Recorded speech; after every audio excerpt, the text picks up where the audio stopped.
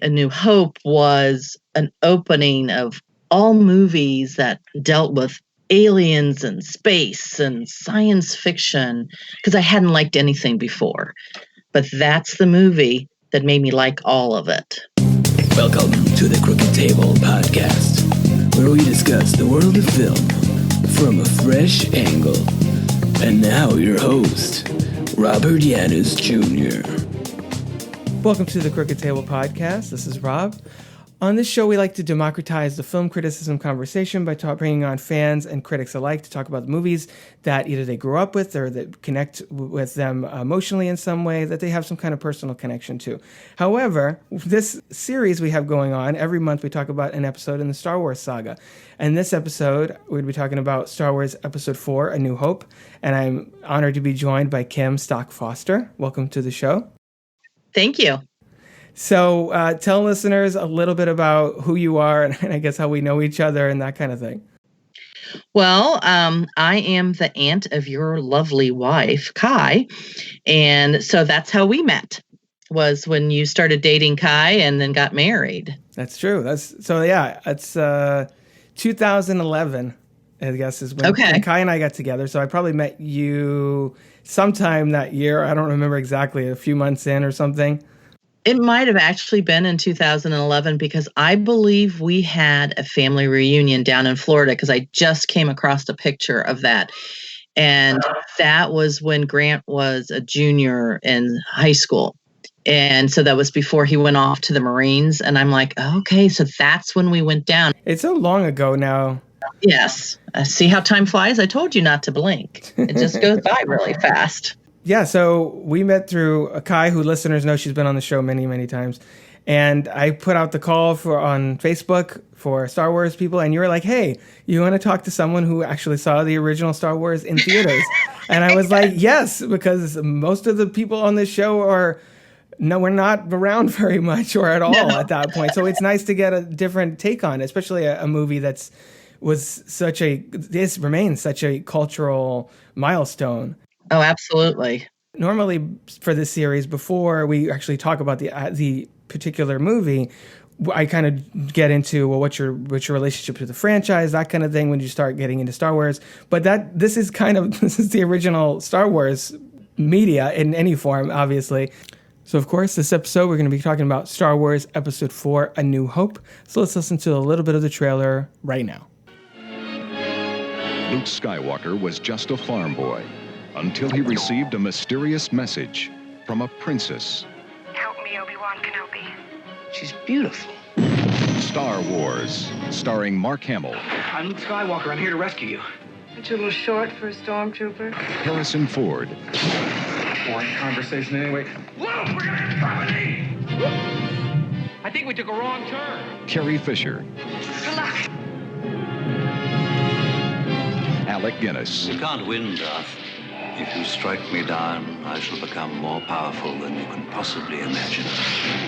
20th Century Fox presents the most extraordinary motion picture of all time, Star Wars. Here's where the fun begins. No legendary adventure of the past could be as exciting as this romance of the future. Here they come. May the Force be with you in Star Wars. We'll start, before we delve into more of the review part of the movie, what is your relationship to Star Wars when this movie came out, to the franchise in general? And is it something that you've revisited a lot over the years, or only when someone asks you to talk about it on a podcast? Okay, no.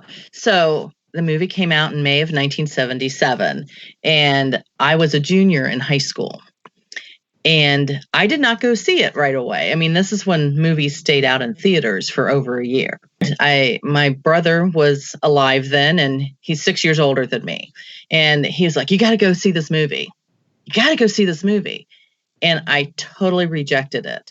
I was like, oh my God, it's a science fiction, which some people might not call Star Wars science fiction. But science fiction-y, fantasy, fun adventure. Right. Flatly refused to see it. I'm like, I'm not a geek. I'm not a nerd. I'm cool, which I probably was not. And so a year goes by. I graduate from high school. And he's still begging me to go see this movie. And he's seen it like 20 times.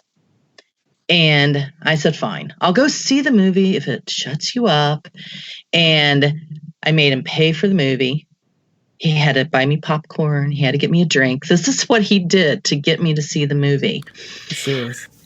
I know, it was serious. And the moment the movie started, it's loud and the words start on the screen and I was immediately hooked. I'm like, oh my God, why did it take me a year to go see this? And of course, my brother is like, oh God, I can't stand you. He was like laughing because I was hooked immediately into the movie. And then, of course, you have Mark Hamill. He comes onto the screen and I'm like, oh, he's so cute. And he's staring off into the double moons. And I'm like, I'm in love. I'm just in love. This guy is just such a hunk. And then Han Solo, Harrison Ford comes on the screen and I'm like, Mark Hamill who? Harrison Ford, man, and Han Solo and his, attitude just that did me in. Those two were just so cool. And then to have a strong female character in this movie, albeit she has, cinnamon buns on her ears, but that hooked me, and I consider that to be the first movie that was somewhat science fiction, took place in space that I liked. So that's what A New Hope is to me. I think that's a good point, though, for a couple of reasons. One, I think I feel like it definitely kind of legitimized sci-fi in a way, because before that there was, 2001: A Space Odyssey, but for the most part it was like the creature features or like the really cheesy Barbarella. Yeah, exactly. The 50s and 60s sci-fi, which wasn't quite on the same accessibility level of, as far as age groups and interest levels and things like that. And also the fact that this is really, I agree with you that what you mentioned, that it is kind of a blending of sci-fi and fantasy. The way I see it is it's a fantasy movie that uses sci-fi elements. So there's robots and there's space and there's spaceships and all that, but it's creating a new world. It's like a whole world we've never met before, a galaxy and different. It's like basically Middle Earth or Narnia or Hogwarts. Hogwarts is actually more based in reality than this is. A long time ago in a galaxy far, far away is like once upon a time. It has a fairy tale element to it too. Those words they grabbed me. I'm like, wow, I loved this. First of all, it's a movie that's making me read at the beginning of the movie, and I thought that was kind of cool. But it was also, the sound. I don't think it was the THX yet, but they still it was a different sound for it. Right. And we hadn't really had movies that had a lot of special effects. Now, I said that I might be jumping ahead, but we my husband and I watched the movie just 2 days ago, and there were a couple of special effect things. I put little bunny ears around those that made us laugh. Mm-hmm. Because the newer Star Wars movies, their special effects are just amazing. And so this one isn't to that level. But for 1977, when I saw it, 1978, the special effects were, wow, we got lightsabers and storm blasters stormtrooper blasters and lights and sounds that we hadn't seen yet, or I hadn't, at least in movie screen. And I think people don't realize how much just like the experience of going to the movies has changed since this, because this Star Wars is by and large, I think Star Wars and Jaws are historically considered the movies that like created the summer blockbuster, like that movie where you're like, where, as you said, your brother was like, you have to go see this, dragging people to the theater. And of course now things aren't out a year. They're like a few weeks and then that's about it. And, unless you come across like Avengers Endgame or Titanic or Avatar, where it's out for like 4 months, and then that's considered a rarity. But yeah, this was such a huge deal that it sucked in everybody. Where it's one of those movies that people would have lines across the block to go see, that kind of thing. Right. And I think a big part of that is that the way it starts, just with the logo and the music, Oh, the John music. Williams music. Yeah, it's just the wording. And of course, now Kelly didn't even see it when it came out. So, and he said that the first time he saw it was like 5 years later with me, because it was the year that Return of the Jedi was going to be released. Mm-hmm. And so a local movie theater was doing a double feature of the first two movies, and he hadn't seen them. So we went, and what he said, and it's true, what pulled him in was, you start off with, a little spaceship being chased, and then the next thing you know, in a big theater, you have, the Empire's big ship comes through the screen, and it's gigantic. And it was just so, I might not have the term as to what that ship was called. Star Destroyer. Thank you, the Star Destroyer. It was so big on a theater screen, and I had never seen anything like that. Mm-hmm. And that's what Kelly said pulled him in, was just, and you can hear the sound of it coming. It's like we were vibrating. And it was just so new for us. The special effects, that had such an impact on us. And I had grown up with a brother and sister who liked Star Trek, the TV show Star Trek. Right. And I thought, oh my God, this is so bad. And it was one of those things that, I didn't like because it was a space thing. And I think it also competed with, might have been Underdog, which I wanted to watch, and we only had one TV, and they got to watch Star Trek. So I didn't like it because of that.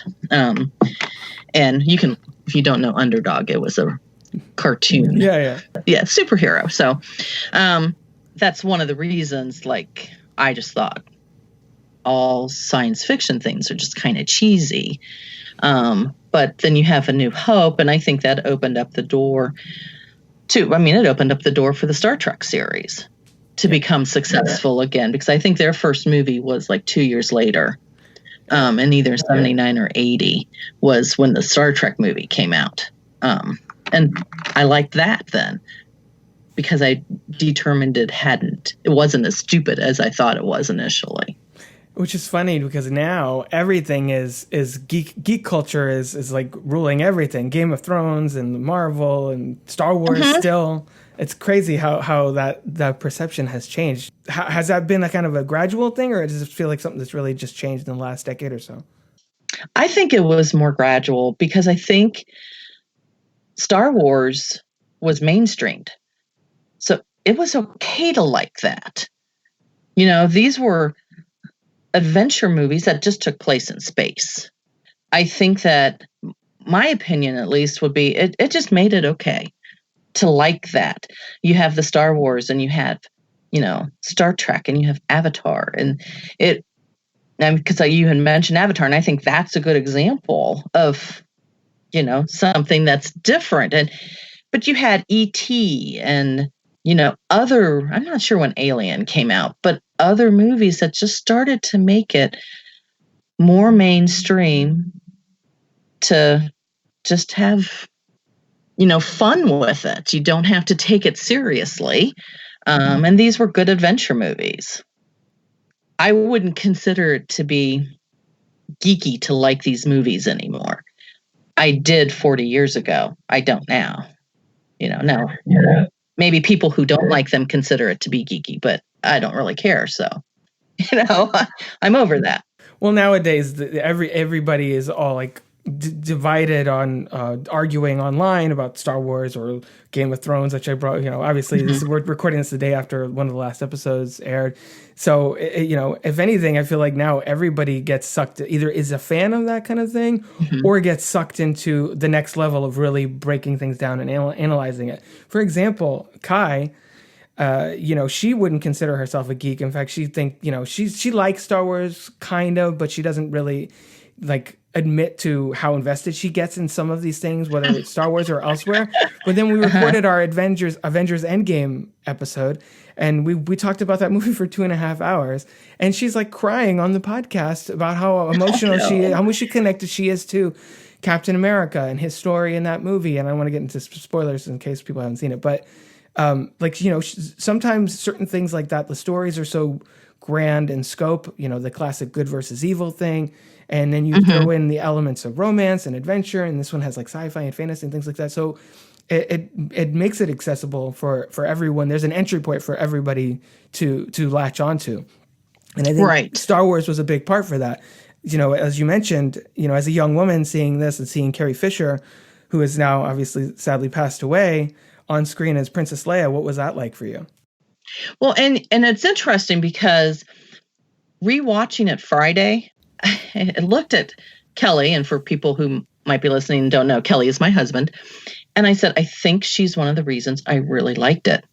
I said, this is a woman who's mocking, giving Han Solo a hard time. She's carrying a blaster.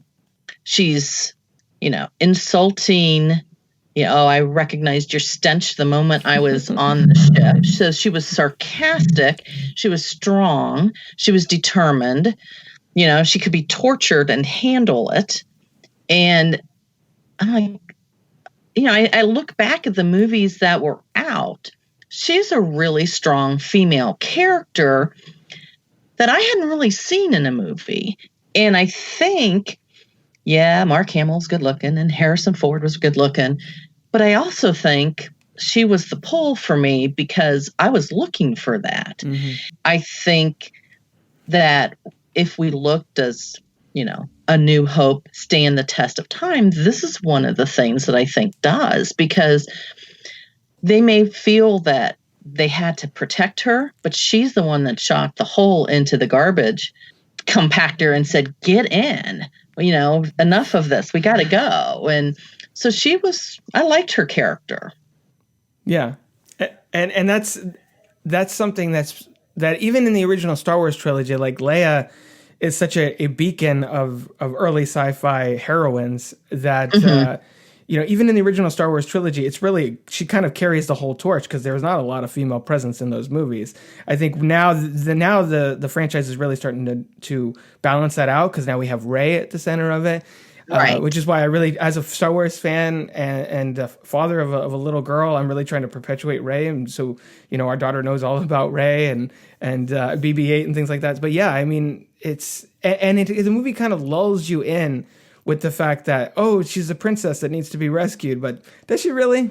Kind of not really. Just got to get her to a certain point and then she's good from the rest of the way. She might have needed a ride because she didn't have a starship, handy.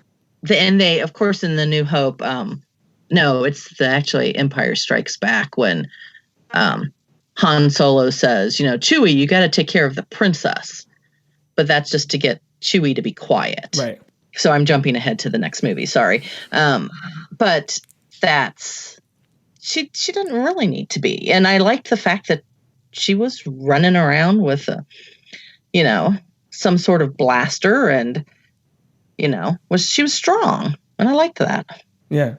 You sit and think, and I'm having trouble coming up with women who were strong characters like that. Well, and also who weren't overly sexualized or anything like that. And then you mentioned Alien. We got Ripley a couple of years later. She pushed that even further because she was the only, the real hero in that story, rather than, Leia being one of the group of leads in this film. But right. But yeah, Star Wars really was kind of the progenitor for that in a lot of ways. Did you keep up with the rest of the franchise after that? Have you seen all the films? And I have. I was looking at the list, and I think the only movie I haven't seen is the Solo. I like the newer ones. Mm-hmm. The prequels. They're probably my least favorite. Overall, I do agree with you that the original trilogy and the sequel trilogy, the current ones, are definitely much stronger than the prequels, I think. Mm-hmm. So as a person who was a fan of this franchise, and what did you think about the way that the prequels went and the way that that's kind of the story has been hashed out? Did the prequels affect your love of this film, of A New Hope? I did kind of like the storyline. This is what made Anakin turn into, Darth Vader. Mm-hmm. But why Anakin had to be such a whiny ass, I don't know. It was, of course, then you watch A New Hope and we're like father, like son. Yes, exactly.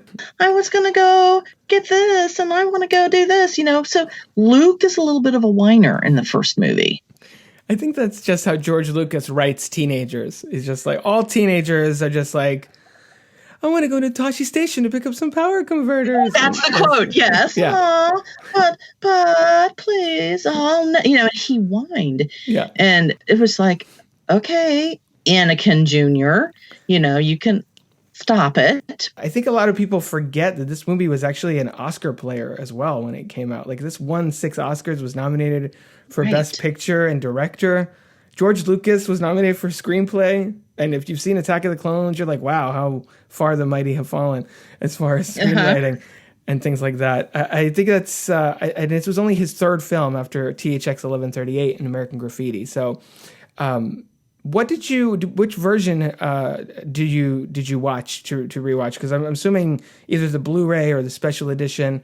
And also, what are your thoughts about those changes? I think they did edit. I mean, what we saw was like they do include like Jabba is in it. And it makes it a little disjointed because they don't explain it. It's like they were setting it up maybe for future shows. But, Han Solo talking to Jabba in A New Hope, that whole scene is a little disconnected, I think. Mm-hmm. So there are just other scenes that are just like minute here, minute there that we're like, wow, I don't remember seeing that scene. And it's an extended bar scene. Or there's something where they're driving into Mos Eisley. And they show outside scenes of other characters that is not in the original movie. So I don't think that the additions add much, but it's fun to see because of it's fun to see Jabba in that movie because, he's such a character in the Return of the Jedi. So it adds something because you know who he is. But if you didn't know, I don't know. I think it's a little disconnected. It's also the conversation he has with Jabba is very similar to the conversation he just had with Greedo. So it's just like a lot of reused dialogue. And you could tell it was just Lucas trying to put it in to I guess, boost ticket sales. Because that was my whole thing. With the original films, is I saw them on VHS, the original cuts from the video store down the street from my parents' house, like a few months before the special editions were released in early 1997. And I was aware of Star Wars. I'm sure I'd seen them here and there, but it didn't really stick until like the end of 96. So then I saw those, the special editions in theater. So that's just kind of the version that I'm used to. That's why I was like, a lot of Star Wars fans, longtime Star Wars fans, are purists, and they're very like against all the special edition changes, things like that. And it's also, you can't find them anywhere really on DVD or anything, the untouched. I love to watch movies, like if you've seen the original, and then you get that special edition to see what they added or what had been edited out. I guess I like to see those. Because then you can say, well, now I see why they took that out. Right.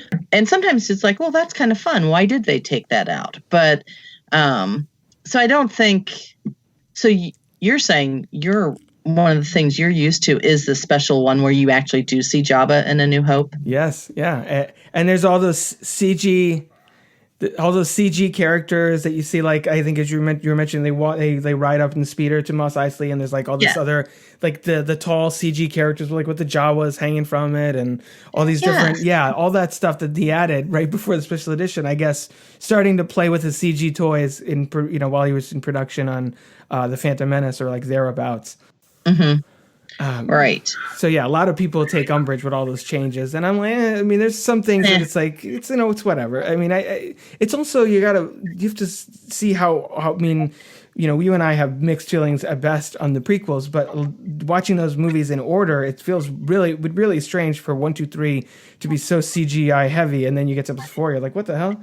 It's all practical effects. I think he was trying to I don't know, bridge that gap a little bit. I actually think the sequel trilogy has done a tremendous job of having CG and still puppetry and prosthetics and makeup, things like I feel like they finally got it right, because the other trilogies tend to go one way or another too extreme. I would tend to agree. Let's just go into the actual movie itself and kind of run through it, like as we go through and just talk about things. So it opens up with, as you mentioned, the big ship. Leia is putting the plans to the Death Star in R2-D2 and sends the droids off. Of course, we get the big entrance from Darth Vader. What was that like, seeing that in theaters for the first time? Vader's entrance with the stormtroopers and all that stuff going on. It was like, wow. This is a person you don't want to mess with. I mean, it was so different from anything I had seen. And the stormtroopers are notoriously bad shots. I mean, they can't shoot anything. And, and you don't even know that at that point that they're really clones. Like I think they were working that one out. So to me, they're just soldiers in white, metal uniforms, but it was pretty cool. It makes an impression when he comes in there with James Earl Jones's voice, especially, and everything. Well, and it was interesting. I was just reading, like, they had originally picked Orson Welles. Yeah, I don't know how that would have worked. And the reason George Lucas got rid of that, decided not to cast him, was he wanted an unknown to be the voice of Darth Vader. And that's why he went with James Earl Jones.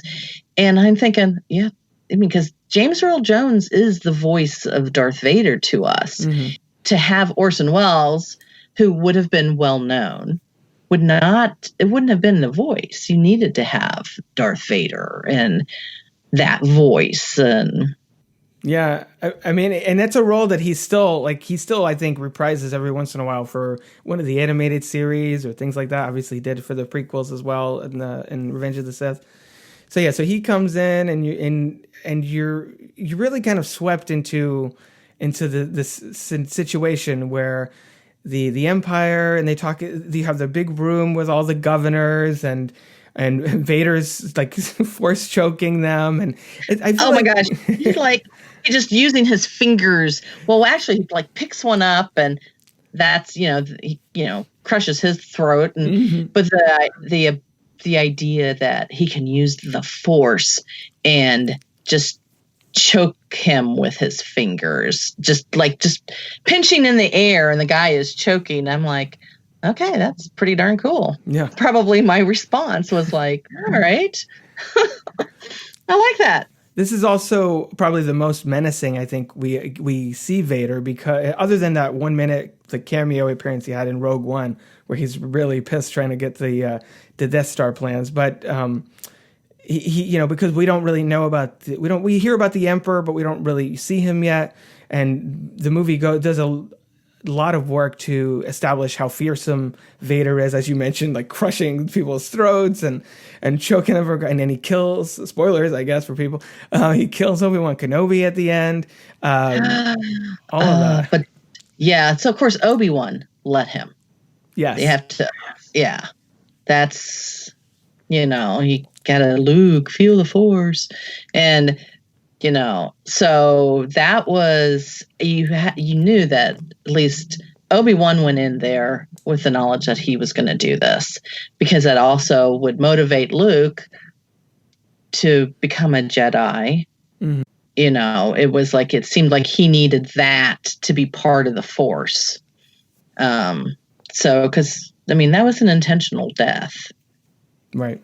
So, yeah, that was the whole, training Luke in the ship, feel, the whole, and to see the laser, the lightsaber being used, that was, I remember being struck about how cool that was. I hadn't seen anything like that.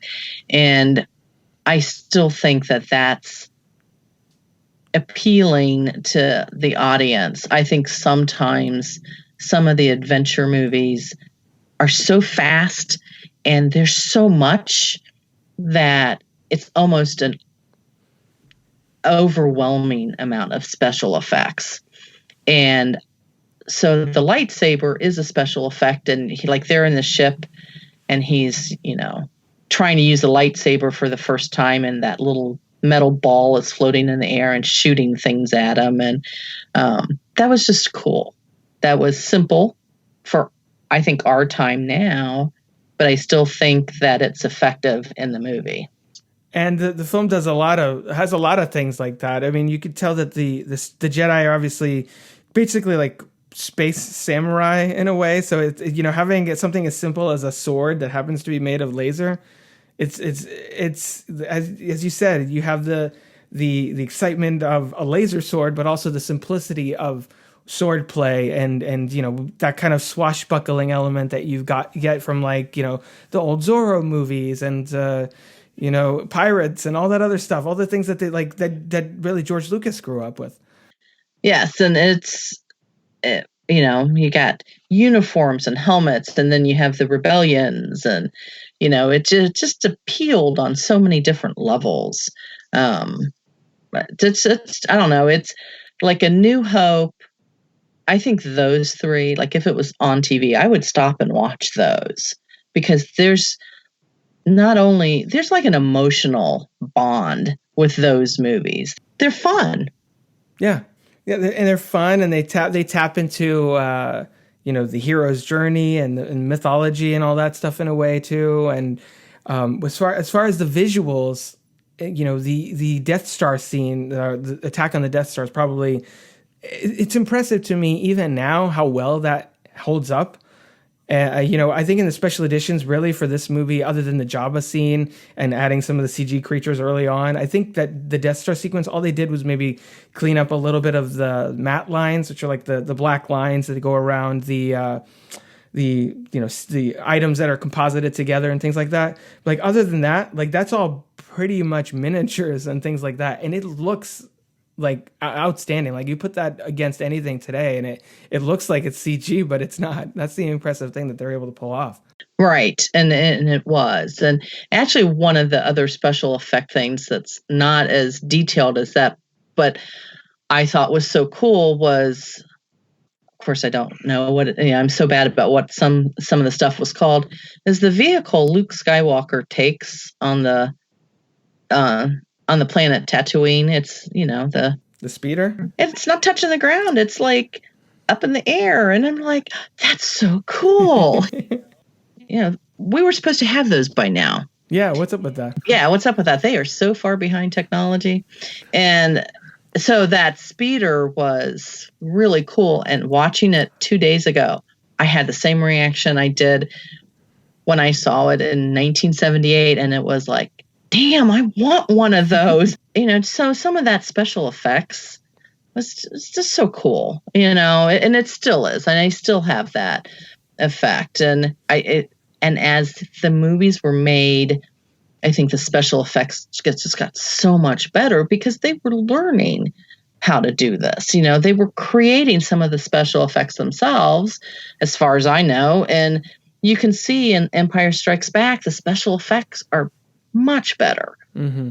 And it's not even like the visual effects as far as like the camera trickery. Like I think for the speeder, initially, if you look at the original release of the film, it's kind of opaque. The underneath the speeder, it's not as clear that it's floating completely, because I think all they kind of did was like smudge the lenses as much as they could, like things like that. But it's like little like creative ways, and that's what do they say is. Necessity is the mother of invention. That's what it is. Yes, necessity is the mother.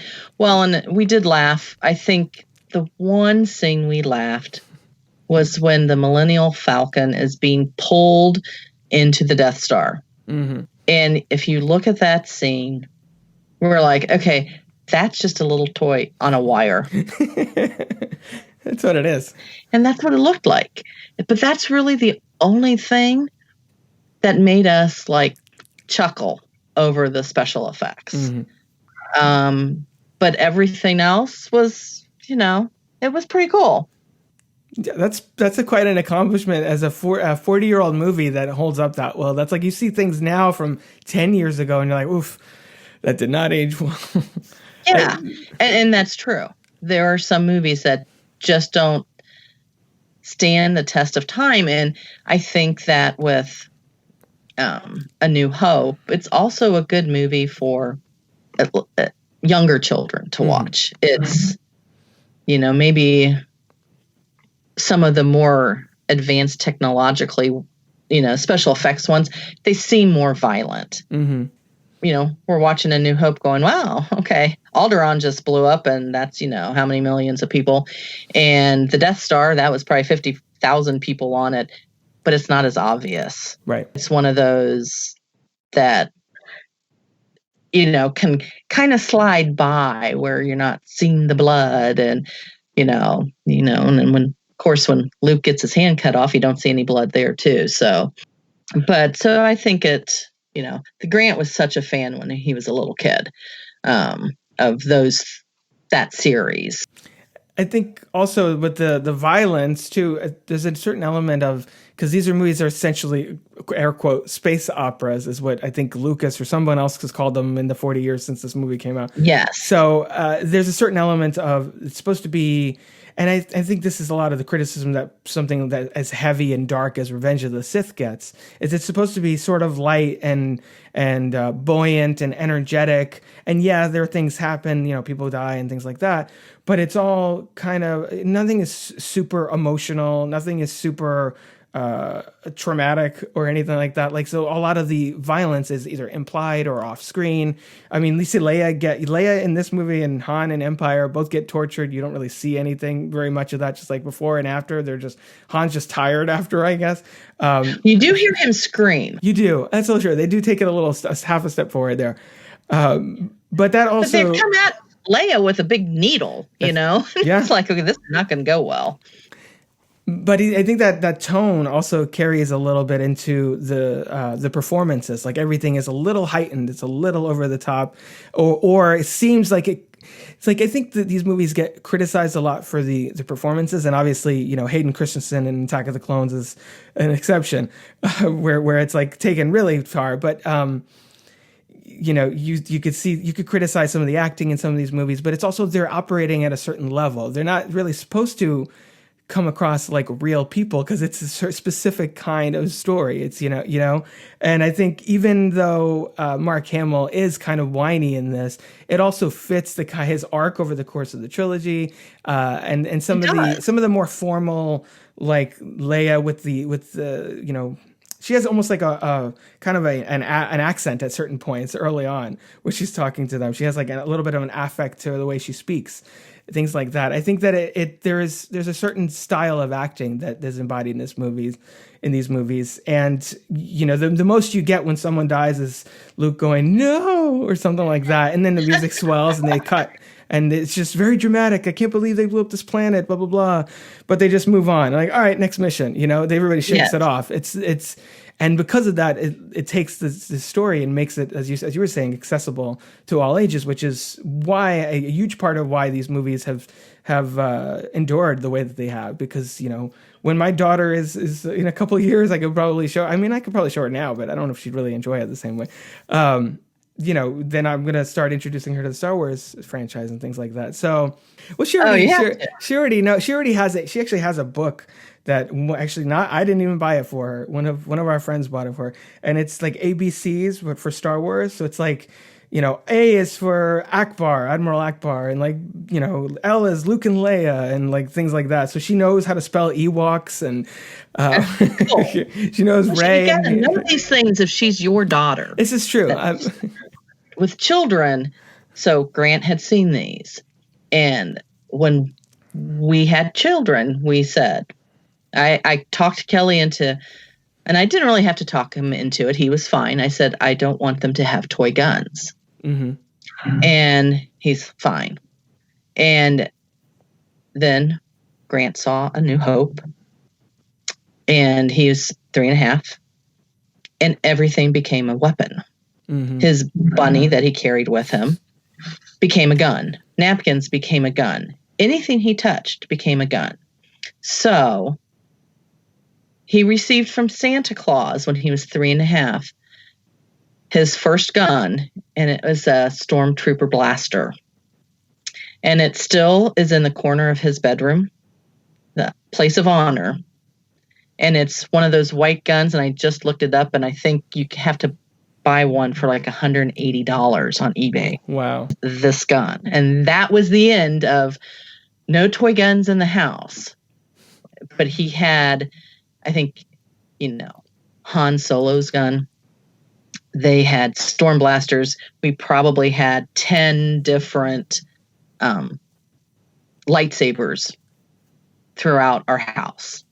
And they're like in Grant's one corner in his bedroom. But that gun we would never get rid of that. It's a white stormtrooper blaster. We would never get rid of that. That's part of his childhood. Right. And it's a stormtrooper gun, it's funny. It's also a space gun, so it's not as bad as Yeah. It's funny too, because I have is in a kind of tangent. I have my mom's father. He passed away when I was little, but when I guess I was probably around the same age as Grant, like 3 or whatever, and he bought me. And I still have it in the closet somewhere, like a little like Rambo machine gun. I don't know why he decided to buy that for me. And my mom was like not really into that, but I was something I played with. It had the little tripod in front, so you could like crawl in the mud, I guess, like Rambo. Yeah. And it made the like sound effects and all that. So and I'm not a gun person. I'm not really violent or anything. So. It's just funny that I keep that it's similarly as kind of a nostalgic thing, but that's funny how that happens when kids are just fascinated by weapons, I guess. I mean, I know Grant was Anakin for Halloween, probably when he was 5. Mm-hmm. We had a Darth Vader costume, naturally, and do we have time for me to tell you a Darth Vader story? Sure, go for it. So you have to move ahead 10 years. So Grant's a teenager. He's like, they played this game, which they called Darth Vader tag. And they played it when he was 17. He'd have 6 or 7 friends over. You had to play Darth Vader tag at night. And what it involved was throwing the Darth Vader helmet, which is this hard plastic thing. It was heavy. They would throw it. And if you got hit, you were it. So it's midnight, and you can hear this whomp, and you hear someone go, "Ow, I'm it." Because they're throwing this helmet, and they can't see each other.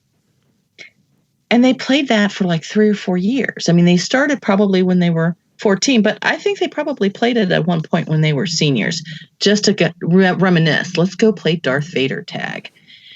And I know that probably, and I can't say his name because in case his mother listened to this, one of his friends got confused and threw his cell phone instead of the helmet. Uh-oh.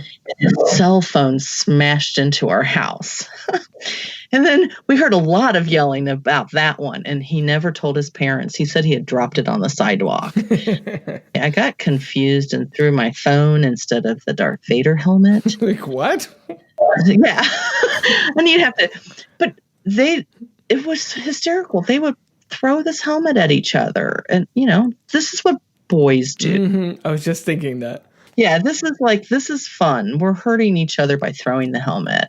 But that's something also that he has like 6 or 7 friends who will always remember the Darth Vader helmet tag. So there you go. That's my story about Darth Vader. Nice. Is the Darth Vader helmet, did it ever survive or did it end up breaking at some point? Yeah, this thing was so hard, it never got damaged. Wow. Cell phones got damaged. People got bruised. But the helmet was fine. And it had the voice. So it was the helmet with the face mask on it. So they never wore it. They just threw it at each other.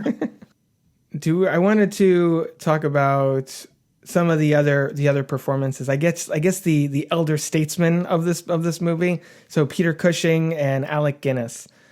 Did you know who they were before this movie? Like, had you seen them in things? And if so, what did you think of them going into this film? Because it feels like it's Lucas's way of trying to be like, see, I'm making a real movie. It's just not silly. Mm-hmm.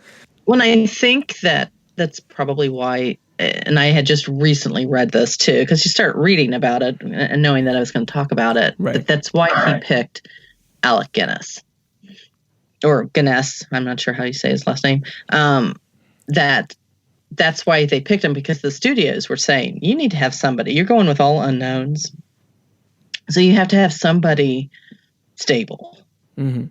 I didn't know who Peter Cushing was, but I did know Alec Guinness because he's in Dr. Zhivago. Oh, yeah, right.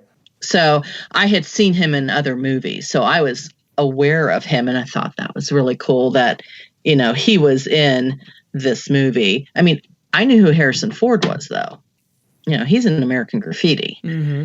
And so, I mean, I was aware of who he was. And I probably knew at least who Carrie Fisher was because I was a Debbie Reynolds fan. Right. Mark Hamill, I believe, was probably new to me. Of the main people, I think he's definitely the one that had was the greenest. He may have been in like some theater before this or something like that. But this was obviously his breakthrough, even more so than anybody else. Mm-hmm. I like the fact that they've been in the other movies. Mm-hmm. That they pulled them in. They pulled Mark Hamill in. They pulled Carrie Fisher in, and Harrison Ford. I thought I liked that nod to them because they're the reason these movies are being made now, because they made these movies ahead, at least from my viewpoint. So, they deserve some of the credit.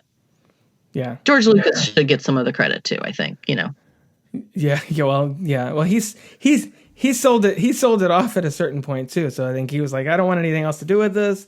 Especially I think making the prequels was a very complicated experience for him because he made a lot of money, but then now everybody everybody hates on him because of those movies because they were so divisive.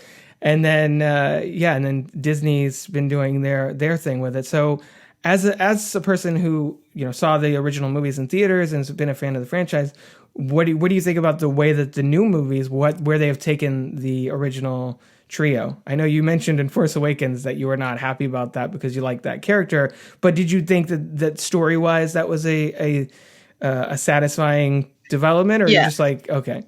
Yeah, because main characters need to die sometimes, right?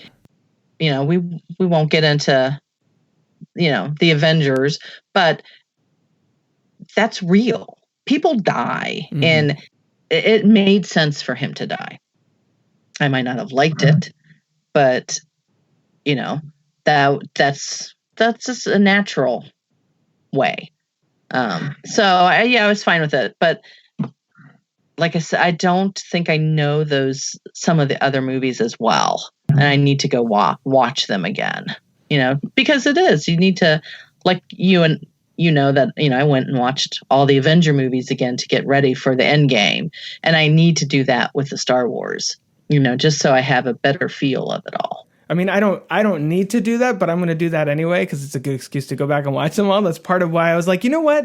I'm going to watch all these movies. I might as well do a podcast on all the movies, and just like building up to it. But yeah, I mean, Carrie Fisher's character, Leia's story wasn't really complete in The Last Jedi. So I think that's one thing that everybody's really interested to see how the Rise of Skywalker is gonna deal with that. And it's funny, as you mentioned, we had just said about how accessible these films are to all ages, but then it's true they do all this. Kind of a hallmark of the Star Wars movies is that there is at least one major character death every movie.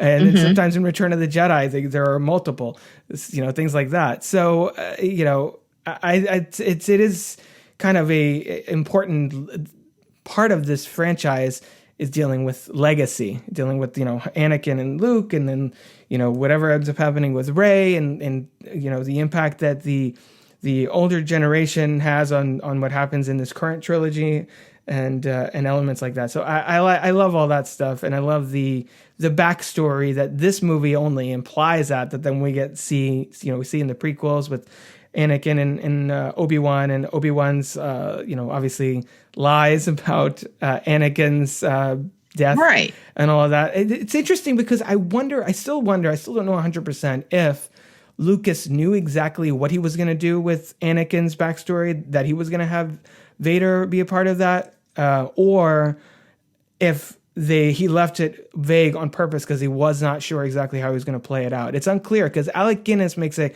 very kind of telling pause there when Luke asks what happened to his father. Mm-hmm. And I think you're right. I mean, because truly, I can't imagine, how could you foresee all of these storylines and even just the prequels? How could you foresee that? Because, they weren't sure that A New Hope was even going to be successful. Right. And if it hadn't been successful, then that's it. That was going to be episode 4, which really confused a lot of people. In 1977, why are they starting with episode 4? But his goal was, he had that goal, and possibly somewhere he has some storyline that he had written in 1975, getting ready to write A New Hope. So yeah, it's hard to imagine him knowing how it was all going to play out. Yeah, and there's certain things here and there that don't really fit, but I mean, as you said, it's kind of developing as he was going with it, and I like the fact that this, what he sought out to create with this movie was to it was very much a throwback, and that's what I think is so interesting. But I was just talking about legacy with this film and the impact it's had on cinema, and now you have so many filmmakers my age and older, like 30s and 40s or whatever, that saw this movie in theaters when they were kids. They're now making films inspired by Star Wars, and then this film was a throwback really to the 40s, to Flash Gordon and things like that Lucas grew up with. So it's funny how the franchise's legacy has really kind of mirrored its impact both before with Lucas's when he was his youth, and now subsequently in the 40 years since then, how it's changed movie making so much. Oh yeah, well, just the special effects. I mean, the impact, the special effects in sound, they're just amazing. I mean, I've loved being entertained by movies, and where you see the advances that have taken place with the use of music and the use of special effects. And it's just so much fun. And the fact that, which movie did they, in this series, that they added Carrie Fisher after she died? They did a little bit of, in Rogue One, they had Leia show up. That was actually like right before she passed away. That came out. And okay. There's a little bit of CGI Leia at the very end of that.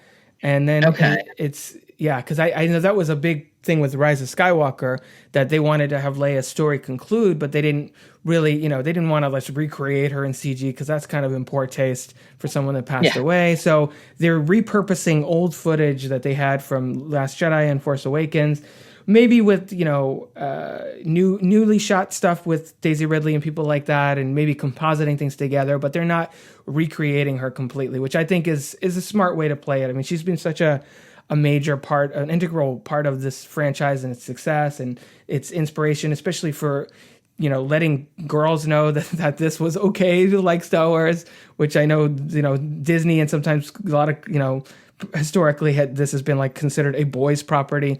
And I think Leia was the shining light to bring girls in on it, as you mentioned with your own experience. Back before there was Rey and actually other female characters. So, but they keep pushing the boundaries on the special effects.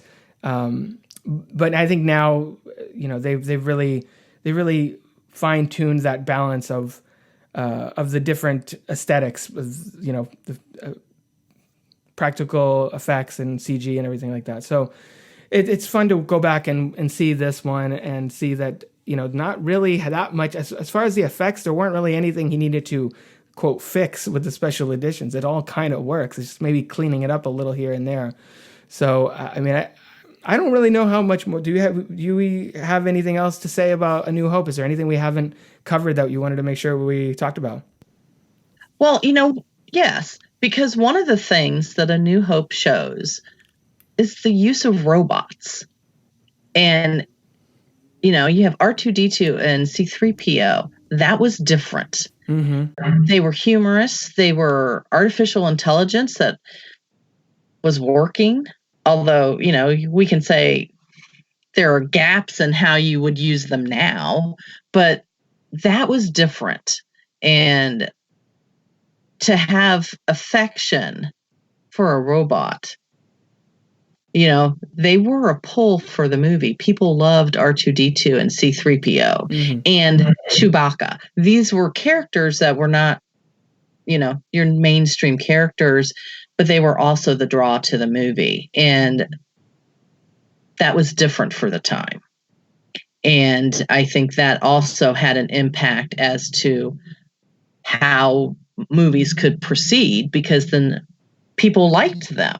And I think that had an impact. So that's my opinion. But I think that's always important to talk about in A New Hope. It wasn't just the female and not the humans, but the robotic type.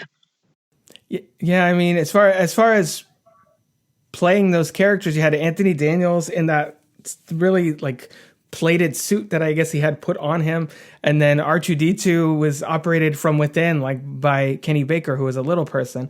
I know. It's crazy. It's like the ingenuity behind some of these things.